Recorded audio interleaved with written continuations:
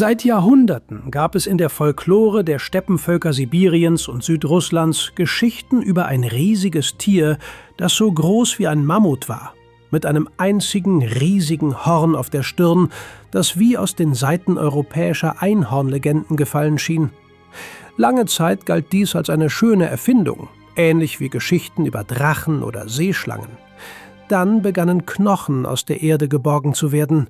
Echte, riesige Knochen, die eindeutig einem realen Tier gehörten. Und je genauer die Wissenschaftler diese Knochen untersuchten, desto seltsamer erwies sich die Wahrheit. Das Tier, das wir heute als sibirisches Einhorn bezeichnen, existierte nicht nur, es lebte offenbar in einer viel späteren Epoche, als man noch vor wenigen Jahren annahm. Gebt ein Like, wenn die Geschichte von dem Tier aus Legenden, das sich als echt herausstellte und obendrein viel näher an unserer Zeit lebte, als man dachte, euch bereits einen Anlass gibt, mehr erfahren zu wollen. Die erste wissenschaftliche Beschreibung des Tieres, das später Elasmotherium sibiricum genannt werden sollte, erfolgte im Jahr 1808 durch den Naturforscher Johann Gotthelf Fischer von Waldheim, der damals das Naturhistorische Museum an der Moskauer Universität leitete.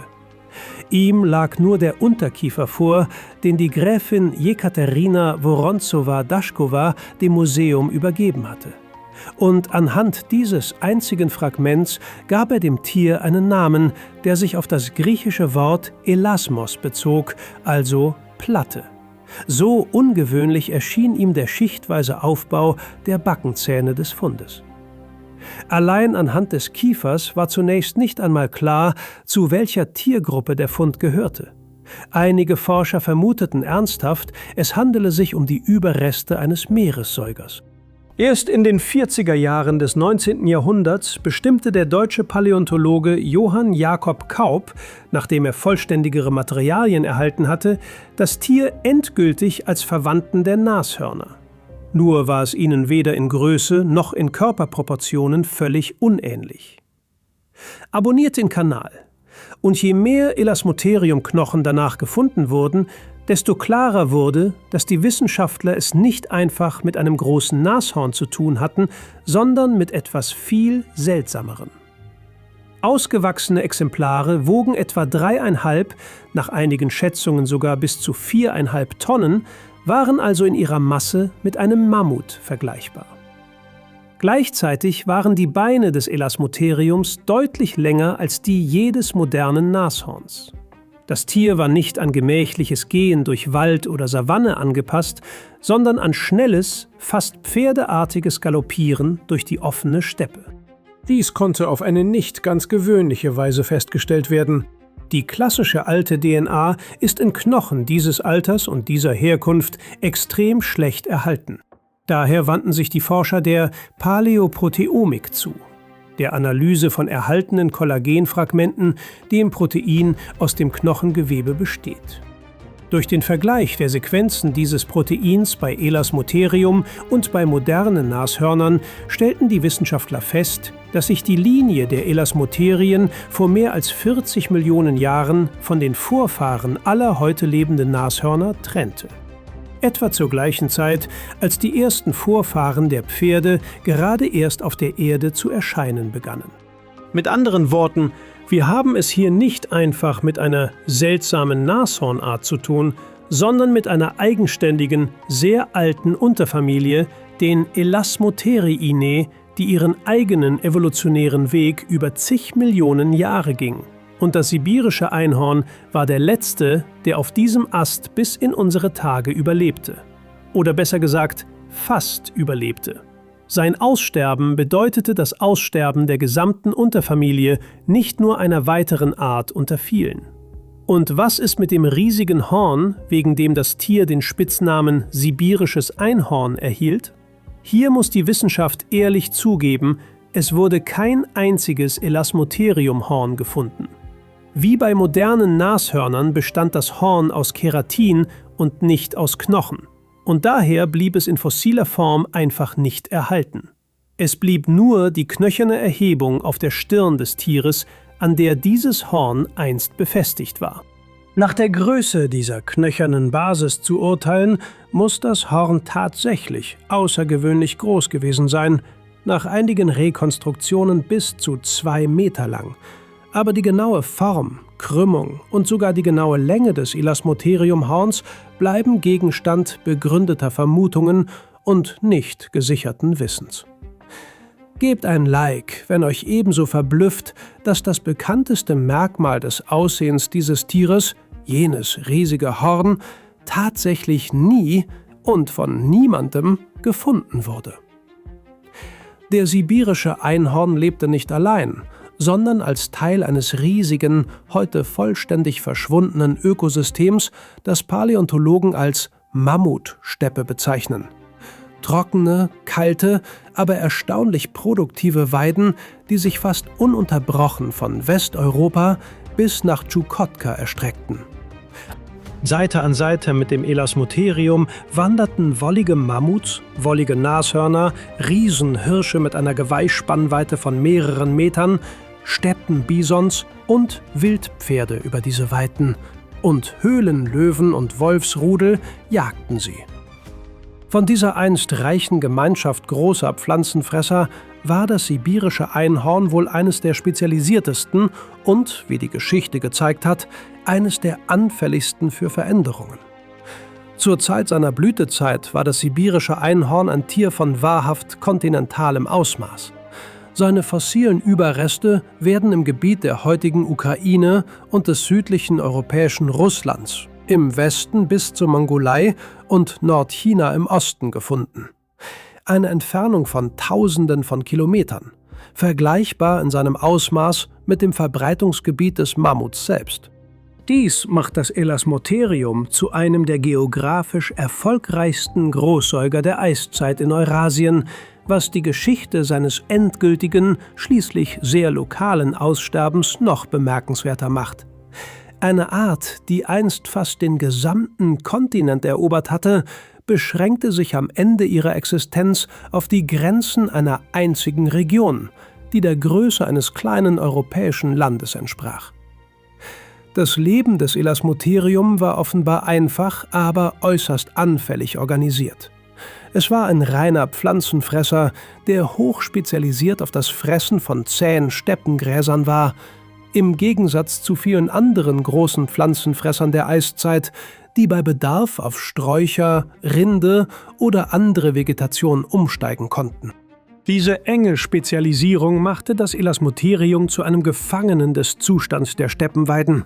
Sobald sich das Klima so weit änderte, dass die zähen Grassteppen begannen, durch Moose, Flechten und spärliche Tundravegetation ersetzt zu werden, verlor das Tier fast seine gesamte verfügbare Nahrung.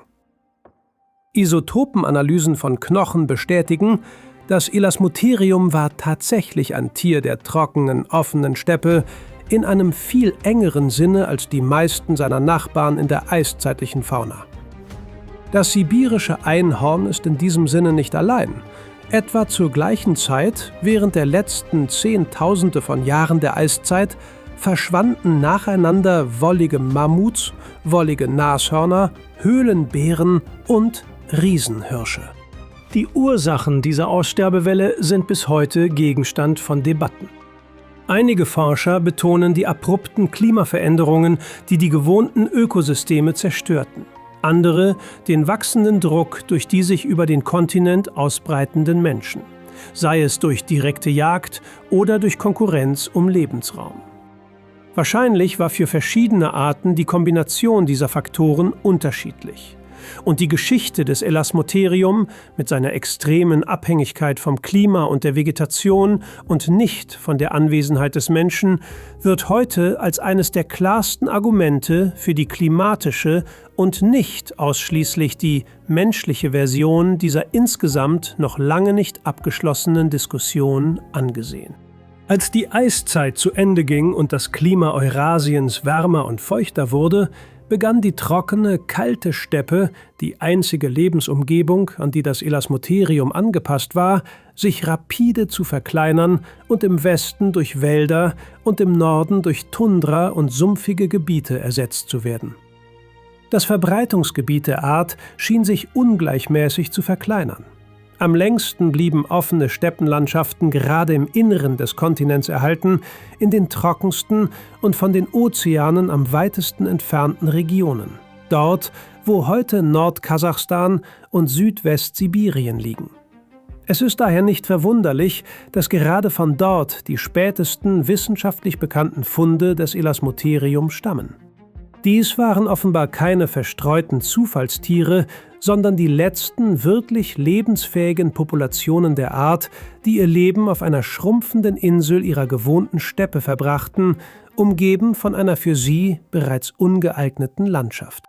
Lange Zeit glaubte man, genau das sei geschehen. Nach den etablierten Altersbestimmungen der Fossilien starb das Elasmotherium vor etwa 200.000 Jahren aus. Lange bevor anatomisch moderne Menschen in diese Gebiete kamen, das heißt Mensch und sibirisches Einhorn, verpassten sich nach allen früheren Berechnungen um Hunderte von Jahrtausenden und konnten sich niemals treffen. Abonniere den Kanal, aber genau diese, scheinbar längst etablierte Chronologie wurde im Jahr 2018 komplett überarbeitet.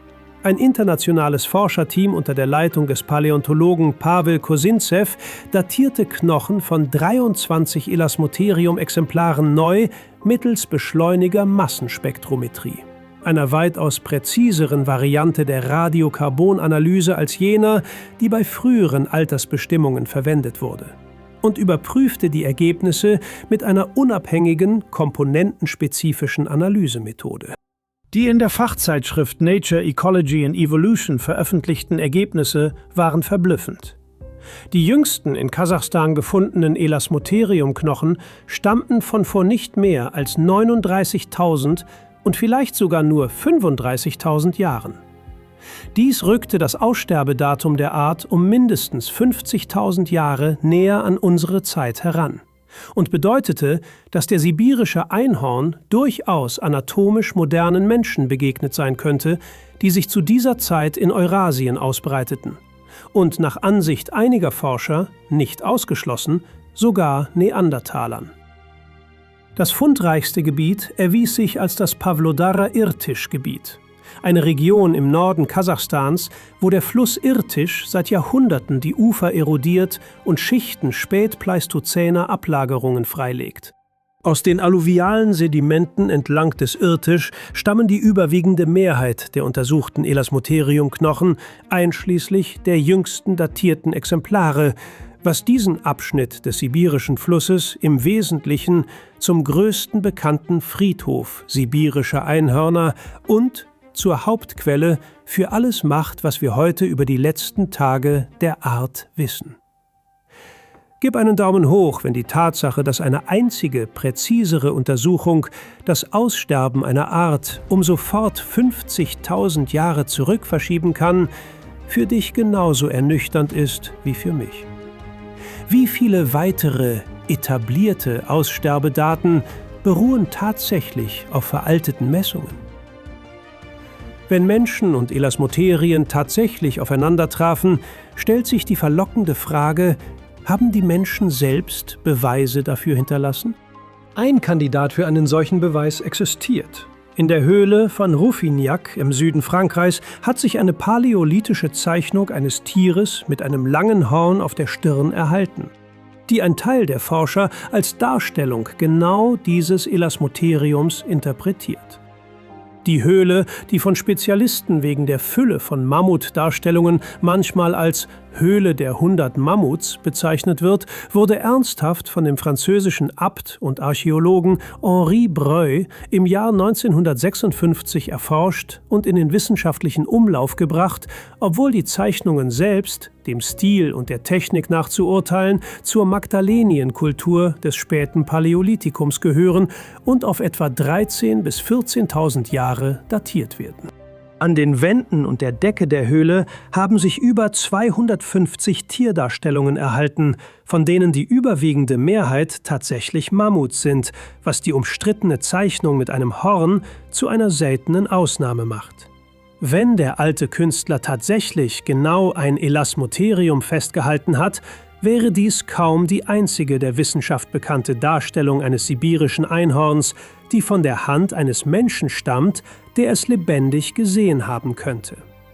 Andere Spezialisten sind weitaus skeptischer und gehen davon aus, dass es sich um eine gewöhnliche, schematische Darstellung eines Wollnashorns handelt, dessen charakteristisches Doppelthorn der Künstler auf eine Linie vereinfacht haben könnte. Eine eindeutige Antwort gibt es hier nicht, und vielleicht wird es sie nie geben. Aber die Tatsache, dass eine solche Debatte überhaupt geführt werden kann, wäre vor kurzem bei der alten, weitaus früheren Datierung des Aussterbens sinnlos erschienen. Es ist nicht ausgeschlossen, dass auch weitaus spätere Legenden der Steppenvölker über ein riesiges, gehörntes Tier, eben jene, mit denen diese Geschichte beginnt, nicht nur ein zufälliges Zusammentreffen mit dem Bild des europäischen Einhorns darstellen, sondern ein Echo einer mündlichen Überlieferung sind, die ihre Wurzeln in einer Zeit hat, als die Vorfahren dieser Völker tatsächlich gelegentlich auf die letzten lebenden Elasmoterien treffen konnten. Dies zu beweisen ist unmöglich, und man sollte eine solche Hypothese mit einer gehörigen Portion Vorsicht betrachten, aber als schöne Möglichkeit hat sie zweifellos das Recht zu existieren. Heute dient die Geschichte des sibirischen Einhorns als Beispiel dafür, wie eine einzige, qualitativ hochwertige Datierungsanalyse einen jahrzehntelangen wissenschaftlichen Konsens zum Einsturz bringen kann. Noch zu Beginn der 2000er Jahre hätte praktisch jedes Paläontologie-Lehrbuch das Aussterben des Elasmotherium auf ein Datum datiert, das doppelt oder sogar dreimal so früh war wie das tatsächliche.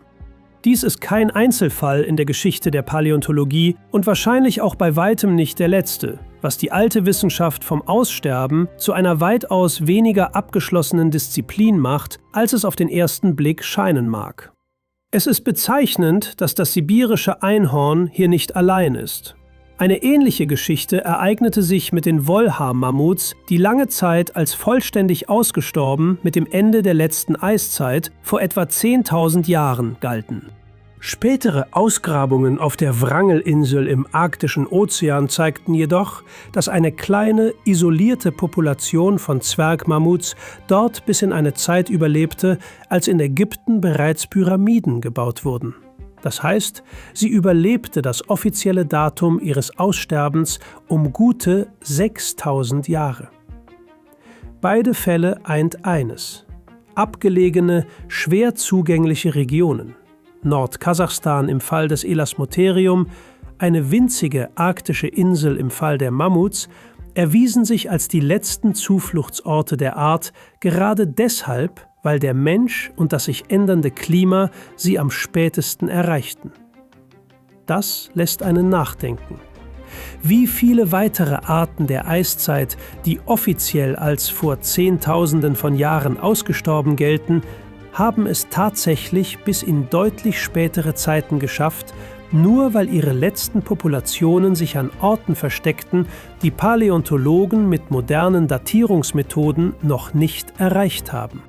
Wenn die Geschichte des Tieres aus Legenden, das sich als weitaus realer und zeitlich näher an uns erwies, als man noch vor wenigen Jahren glaubte, für Sie genauso erstaunlich war wie für mich, dann geben Sie uns einen Daumen hoch, abonnieren Sie den Kanal und schreiben Sie in die Kommentare, ob Sie die Verbindung zwischen den sibirischen Legenden über den gehörnten Riesen und den letzten lebenden Elasmoterien für glaubwürdig halten. Weitere Geschichten über Kreaturen und Orte, die die Wissenschaft dazu bringen, ihre eigenen Daten und Annahmen zu überdenken, werden hier weiterhin erscheinen.